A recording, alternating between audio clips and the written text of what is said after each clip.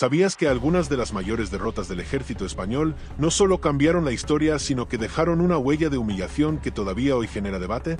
¿Qué ocurrió realmente en esos momentos en los que un imperio, considerado invencible durante siglos, se vio superado, ridiculizado o incluso traicionado por sus propias decisiones?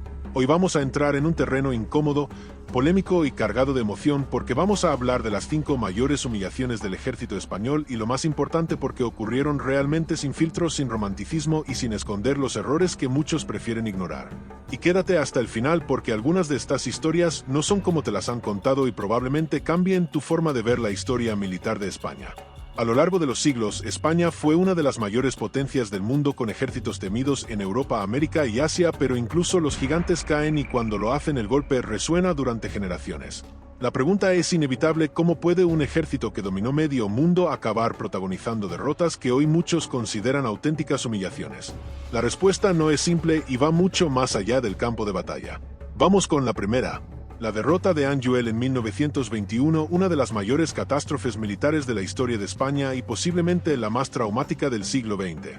Imagínate esto: miles de soldados avanzando por territorio hostil, mal equipados, mal organizados y con una cadena de mando completamente desconectada de la realidad del terreno. ¿Te suena a desastre anunciado? Pues lo fue.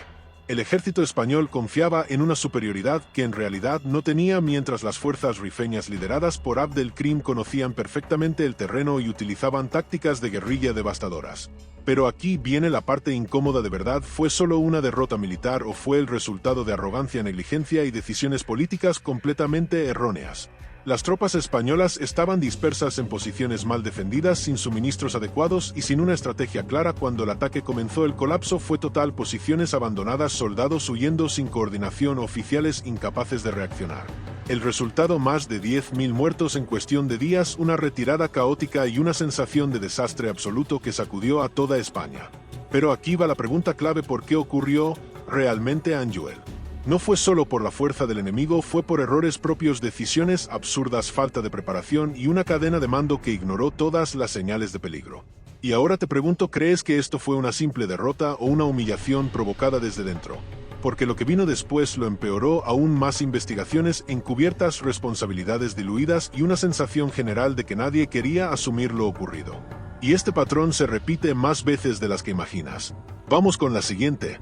El desastre de la Armada Invencible en 1588, probablemente una de las derrotas más famosas de la historia y también una de las más utilizadas para ridiculizar el poder español. España en ese momento era la mayor potencia mundial. Felipe II decidió lanzar una enorme flota para invadir Inglaterra y acabar con Isabel I. Sobre el papel parecía imparable. Pero la realidad fue muy distinta. La flota española era enorme, sí, pero también pesada, lenta y poco adaptada a las condiciones del Canal de la Mancha, mientras que los ingleses utilizaban barcos más rápidos, tácticas más flexibles y sobre todo conocían mejor el terreno. Aquí es donde empieza el problema de verdad: España subestimó completamente al enemigo y sobreestimó sus propias capacidades. Y no solo eso, la coordinación entre la armada y las tropas que debían unirse desde los Países Bajos fue un caos absoluto. Tormentas, errores estratégicos, mala comunicación y decisiones cuestionables acabaron convirtiendo una operación ambiciosa en un fracaso histórico. Pero aquí viene lo interesante: ¿fue realmente una humillación o se ha exagerado con el paso del tiempo? Porque aunque la Armada sufrió grandes pérdidas, España siguió siendo una potencia dominante durante años. Entonces, ¿por qué se percibe como una de las mayores humillaciones? La respuesta está en la propaganda. Inglaterra supo vender la historia como una victoria épica, mientras que España no supo controlar el relato. Y aquí tienes otra pregunta importante: ¿cuántas derrotas son realmente militares y cuántas son derrotas de imagen? Porque perder una batalla no siempre significa perder el poder, pero perder la narrativa puede ser incluso peor. Y esto nos lleva a otra historia igual de impactante. La Guerra de Cuba en 1898, el momento en el que España perdió sus últimas grandes colonias y sufrió una derrota frente a una potencia emergente, Estados Unidos. Este episodio es clave porque marca el fin del Imperio Español tal y como se conocía. Pero lo más duro no fue solo la derrota, fue la forma en la que ocurrió. Un ejército mal preparado, con recursos limitados, enfrentándose a una maquinaria militar moderna, industrializada y con una capacidad logística muy superior. Las tropas españolas lucharon en condiciones extremadamente duras: enfermedades, falta de suministros, aislamiento y una sensación constante de abandono. Y mientras tanto, en el mar, la Armada española fue destruida en enfrentamientos como el de Santiago de Cuba, prácticamente sin opciones reales de victoria. Pero aquí viene la pregunta incómoda: ¿España realmente tenía alguna posibilidad o fue enviada a una guerra perdida desde el principio? Muchos historiadores coinciden en que el resultado estaba prácticamente decidido antes de empezar. Entonces, ¿por qué se llegó hasta ese punto?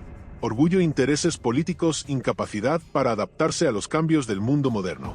Y el resultado, una derrota que no solo fue militar sino también simbólica, marcando el fin de una era. Ahora dime, ¿crees que esto fue inevitable o podría haberse evitado? Porque lo que viene a continuación demuestra que los errores no siempre se aprenden.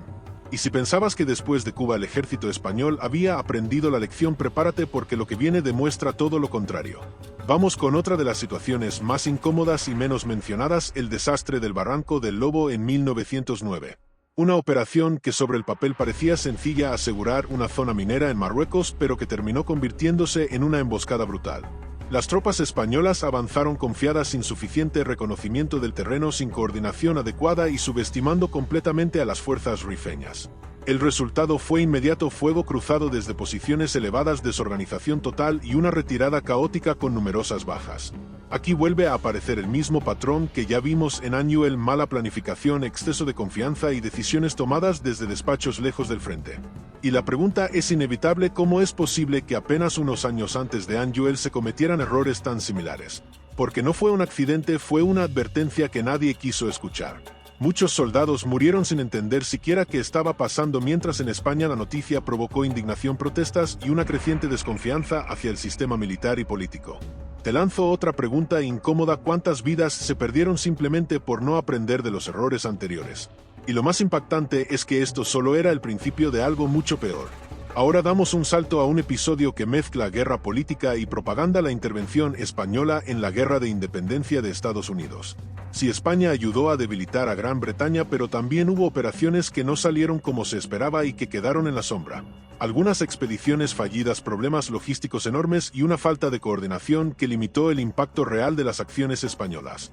No fue una humillación tan clara como otras, pero sí un ejemplo de cómo incluso en un contexto favorable se pueden cometer errores estratégicos importantes. Y aquí entra una cuestión clave: ganar una guerra no significa hacerlo bien. España contribuyó al resultado final, pero no supo capitalizarlo ni fortalecer su posición a largo plazo. Entonces te pregunto, ¿de qué sirve una victoria si no sabes aprovecharla? Porque a veces las oportunidades perdidas también son una forma de derrota. Y este tipo de errores estratégicos tendrán consecuencias en el futuro. Vamos con un episodio que muchos consideran una humillación silenciosa: la pérdida de Gibraltar en 1704 durante la Guerra de Sucesión Española. Un enclave estratégico clave que cayó en manos de una flota anglo-holandesa y que desde entonces sigue fuera del control español. La defensa fue insuficiente, la reacción tardía y la coordinación prácticamente inexistente. Pero lo más llamativo es que España nunca logró recuperarlo a pesar de múltiples intentos. Aquí no hablamos de una derrota puntual, hablamos de una pérdida permanente con un impacto simbólico enorme. Y surge la pregunta que muchos se hacen: ¿cómo es posible perder un punto tan estratégico y no poder recuperarlo en siglos? Errores iniciales sí, pero también decisiones posteriores, falta de recursos, prioridades cambiantes y un contexto internacional complejo. Aún así, para muchos sigue siendo una herida abierta. Y esto nos lleva a otra reflexión: hay derrotas que no terminan nunca. Ahora volvemos a un contexto más moderno: la participación española en misiones internacionales, donde aunque no siempre hubo derrotas militares, sí hubo momentos de enorme tensión y controversia. Uno de los casos más debatidos es el atentado en Irak en 2003, donde 7 agentes del CNI fueron emboscados y asesinados. Un episodio que generó muchas preguntas sobre la seguridad, la inteligencia y la toma de decisiones en zonas de conflicto. No fue una batalla convencional, pero sí un golpe durísimo que evidenció riesgos subestimados y posibles fallos en la planificación. Y aquí aparece otro tipo de humillación: no la derrota en combate directo, sino la vulnerabilidad inesperada. Porque cuando crees tener el control y todo se derrumba, el impacto es aún mayor. Te pregunto, ¿crees que estas situaciones son inevitables o reflejan errores evitables? Porque la línea entre ambas cosas es más fina de lo que parece. Y llegamos a una conclusión que no deja indiferente a nadie. A lo largo de la historia, el ejército español ha demostrado valor, resistencia y capacidad, pero también ha cometido errores graves que en algunos casos se han convertido en auténticas humillaciones. Desde Anyuel hasta Cuba, pasando por Gibraltar o el Barranco del Lobo, el patrón se repite: decisiones equivocadas, exceso de confianza, falta de adaptación o mala gestión política. Pero aquí está la clave: entender estas derrotas no es atacar la historia, es aprender de ella. Porque ignorarlas sería repetirlas. Y ahora te dejo con la pregunta final: después de todo lo que has visto, ¿cuál crees que fue la mayor humillación del ejército español y por qué? Déjalo en comentarios porque este tema genera debate y seguro que hay opiniones muy diferentes. Si te ha impactado este video, suscríbete porque aquí no contamos la historia como te la han enseñado, aquí vamos más allá. Y recuerda, entender el pasado es la única forma de no repetirlo en el futuro. Nos vemos en el próximo video.